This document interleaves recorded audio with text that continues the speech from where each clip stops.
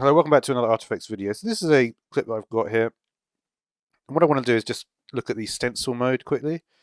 So this is currently the animation that's running. It's just doing that and reading this. And let's have a look, see what happens when we put stencil mode on top. So this is what this thing looks like. What I could do is I could just maybe do something like this. Just see what this looks like when we do a stencil mode. So that's kind of interesting. And what stencil mode essentially does is you'll notice with stencil mode, you actually show, and unlike the track mats, you actually have to have the eye on. So you actually have to see the stencil mode. And you can see that can essentially alter a path.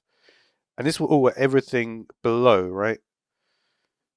So everything below will be affected by this.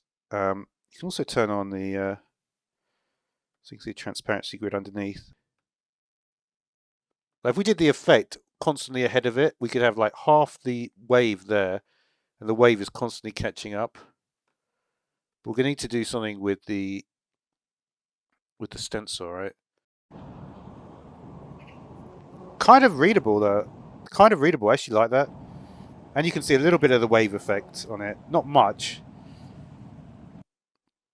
Not much.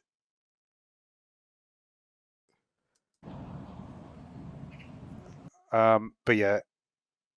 But stencils though, yeah, stencils are pretty cool.